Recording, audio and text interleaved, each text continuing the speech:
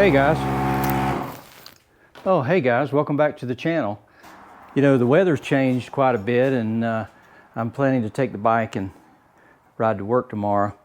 But, you know, guys, it's been a long time. I think I've been a little unfaithful to my motorcycle viewers and subscribers.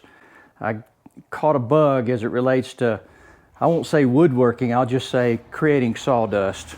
And it's taken me away from, you know, my motorcycle adventures and riding and so forth. But today I wanted to make a video related to the Harbor Freight motorcycle lift. I know a lot of you folks have been watching my video related to the improvements and enhancements to the lift, specifically more along the lines of this adhesive tape that provides a grit surface and much more friction, a more stable surface to be able to ride the bike up and down and to maintain the bike.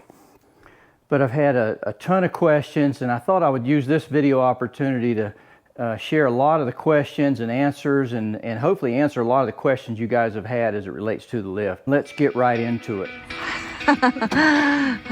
It's too cold in the early morning. Okay, baby, thanks. Climb on.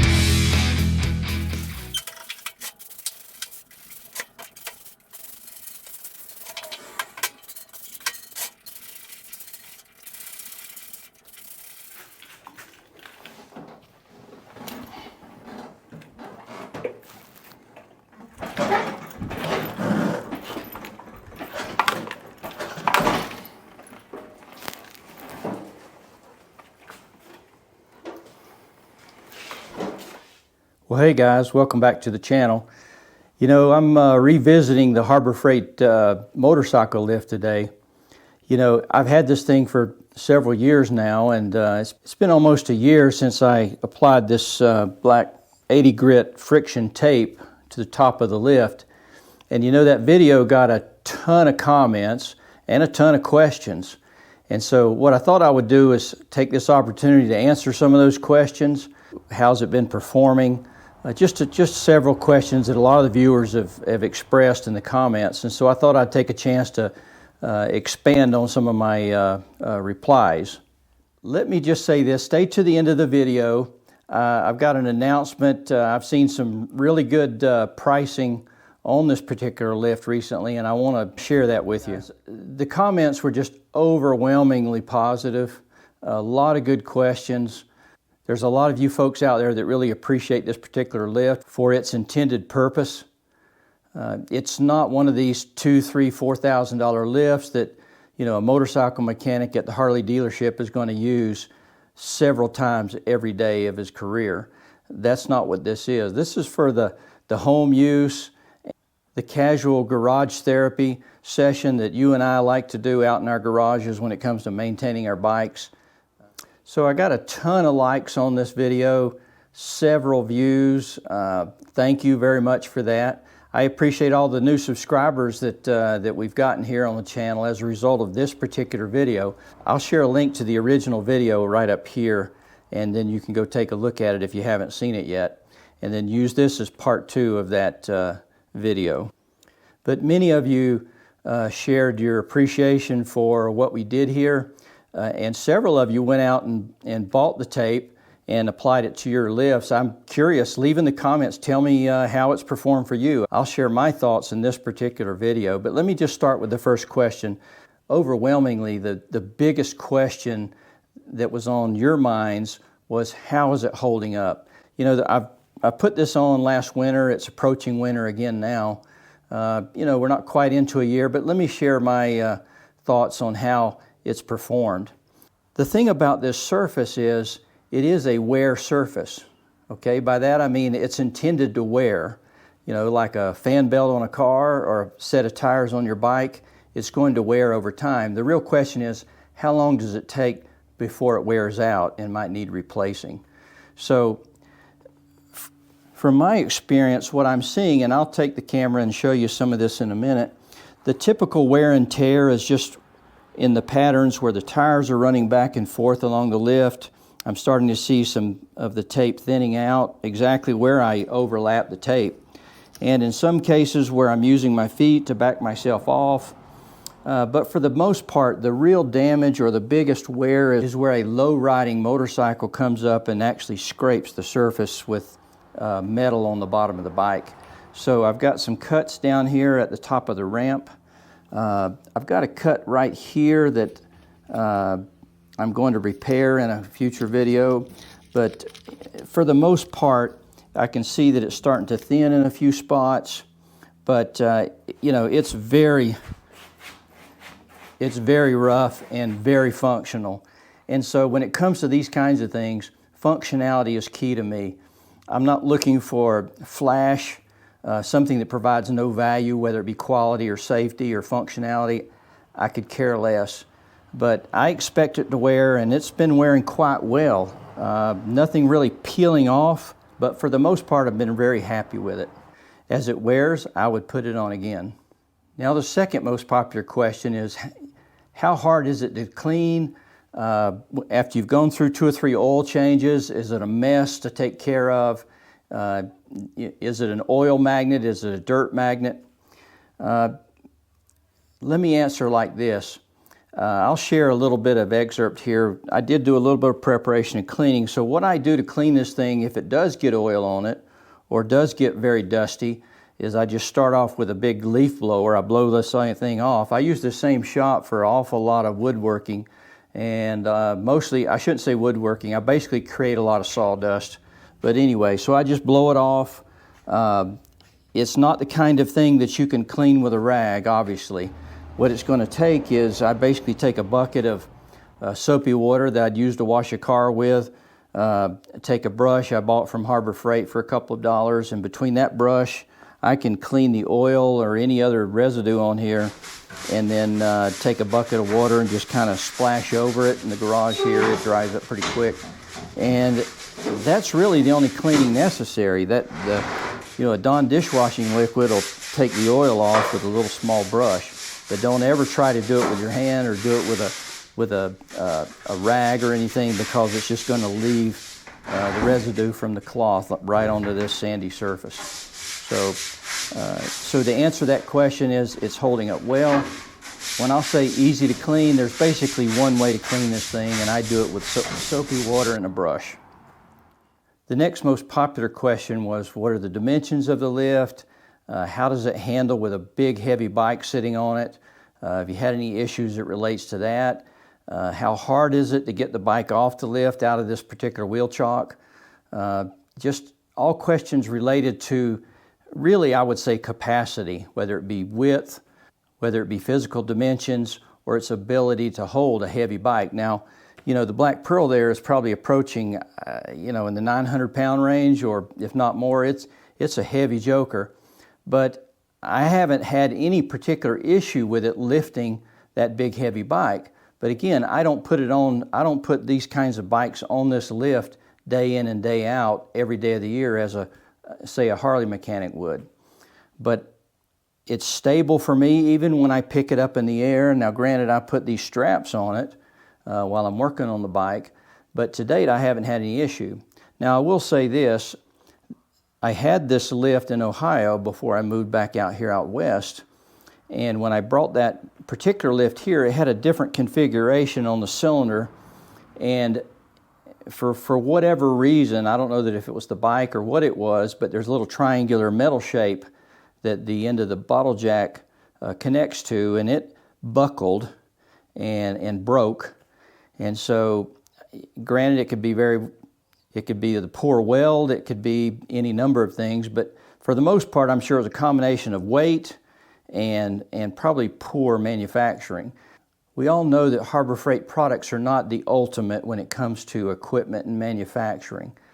We know what we're getting when we buy it, but it behooves us to inspect it and look at it carefully and improve it, just like you and I do on these things. We improve these things constantly, am I right? Well, so when I came back out west, I took it back to Harbor Freight because I'm an ITC member, or for whatever reason. I didn't buy a warranty or an extended warranty on it.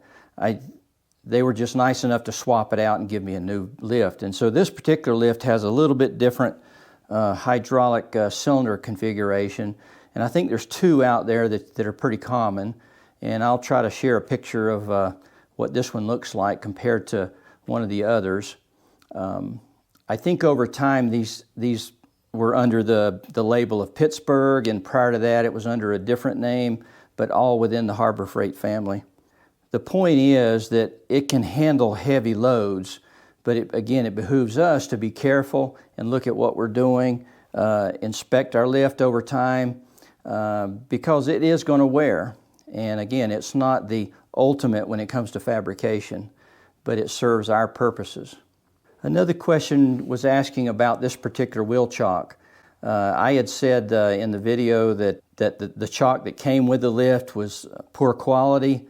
I've had a few comments on there where I had a few folks comment that I was being kind with my choice of words. Bottom line is the wheel chock that comes with this lift is extremely substandard. Again, my choice of words are mild. And so that's why I bought this lift and put on it.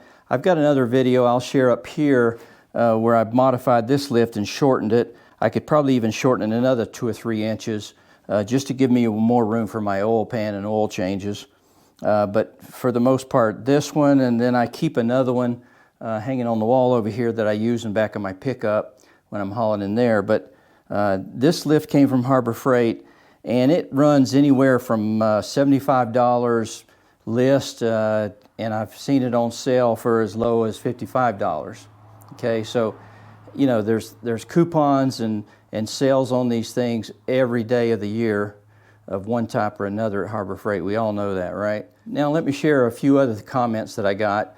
Most of these were recommendations, and I appreciate all the comments and all the recommendations that all of you have shared with me, and continue to share other comments on this video and let me know some other things that you're doing on the lifts. But some of the recommendations I got were similar wear surfaces, not necessarily a tape, recommending things like truck bed liners, whether it be Line X or Rhino, or there's a Gorilla spray-on, like the manufacturer of Gorilla Tape or Gorilla Glue. There's a Gorilla spray-on you can buy at the Home Depot. There's some folks talked about actually using beach sand and paint. All those things in my mind, to do a paint or anything, you're most likely going to have to sandblast or really sand down this paint to get a rough surface before you start putting a paint or a spray or a truck bed liner. A Line X or a Rhino lining, they've got to be extremely expensive. Several cans of the spray-on bed liner that you can buy from the big box stores. They're probably not as expensive, but I would guess that the surface preparation would be a little more than just taking brake cleaner and cleaning the oil off. Probably it's going to take some pretty good sanding to get down this gloss paint surface down just so that you've got some metal that those coatings would adhere to. Again, I'm not saying it's right or wrong, but a lot of folks left comments relating to how things they have done or things they would recommend. And I appreciate all of those. I'm sure there are many good ideas out there. Some of the other folks had recommended using a heat gun to try to help this adhesion of the tape. I had no problem. I know it was cold weather when I put it down here almost a year ago. As a matter of fact, I've got a few places I'm going to repair, and I likely will use a heat gun where I need to remove a little piece of the tape and to replace it. And so I'm going to share that with you in an upcoming video. I've got 2 or 3 special things I'm going to add to this lift, and that's coming up in the not too distant future, because I've already bought the materials. I've got the metal components that I'm going to be cutting and welding for some things that I want to do on here. And so, look out for that video in the not too distant future. Some other things that were recommended, a lot of folks are expanding the width to give them a more stable foot surface. A lot of folks, I got the impression that we got some vertically challenged folks that ride bikes, obviously, and sometimes they will take and put blocks of wood here and bolt it down to give them a higher foot surface, or something just to wedge their feet against when they're trying to pull the bike back up off this lift. And so there was some recommendation along that. Folks that are adding width, expanded metal to each side, just so I guess so they can put four-wheelers or lawnmowers or a place to place their feet when they're trying to have stability coming on and off the ramp. For me, I don't have the luxury of the space here, so I've thought about adding width to this, but ultimately I don't want to give up the surface I've got to be able to roll around the bike and do maintenance and still have room for the second bike over here. There's a ton of videos out there related to adding a pneumatic cylinder. That looks really interesting. I'd like to do that, but at this point, I don't own an air compressor, okay? And if I did, it's kind of like, I don't know, maybe it's kind of like buying dog food on sale when I don't own a dog, and so I need to buy the dog food and then go buy a dog. I'd love to have a pneumatic cylinder on here, and for the ease of raising it and lowering it, but I've got to go buy a compressor first, right? So anyway, that's just my case. If I already had a compressor, I would have already done it. And who knows, before too long, you may see a compressor sitting in the corner here in this garage. So guys, let me just end with this. I've been real pleased with this lift, and I would certainly buy it again if I had to, or if something dramatically broke that I couldn't repair myself through cutting and welding, or replacing a cylinder or whatever. But to be honest with you, I do these things because I enjoy it. It's therapy. I'll point to one of my thumbnails as a garage therapist, I'll call myself, or an amateur garage therapist. I do it for therapy, whether I'm sawing wood, whether I'm twisting wrenches, whether I'm applying a friction tape to my Harbor Freight lift. I do it for the fun of it, guys. Producing a video here and there is just icing on the cake. So guys, thanks for watching this video. And I want to share one thing with you. It's currently October the 18th. And if you'll go out there and look at some of the discount coupons, there's always discounts at Harbor Freight every day of the year, right? If you'll go out there and look now, the lowest price I've seen on this lift is right now. It lists at, I think, $5.99. You see it in coupons just about every month for $4.99, and I think right now there's a coupon for $4.49. So $150 off. That's pretty darn good. That's probably the best price I've seen it in a long time. So if you're thinking about buying one of these, and again, I have no dog in this fight. Harbor Freight doesn't sponsor me. Harbor Freight's never bought me anything at this point. But I'll tell you this, the lift is probably the lowest price I've seen it in a very long time. So if you're interested in buying one, probably now is the time. I think between now and the end of October, that's 2023. So guys, thanks for watching. Look for the next video coming out. I'm going to be doing some more enhancements to the lift, and again, I think they're going to be nice functional enhancements. Certainly not cosmetic things, but functional. So thanks for coming along with us. Next time me and Roxy get out into the garage or get on the bikes and go riding, y'all come go with us.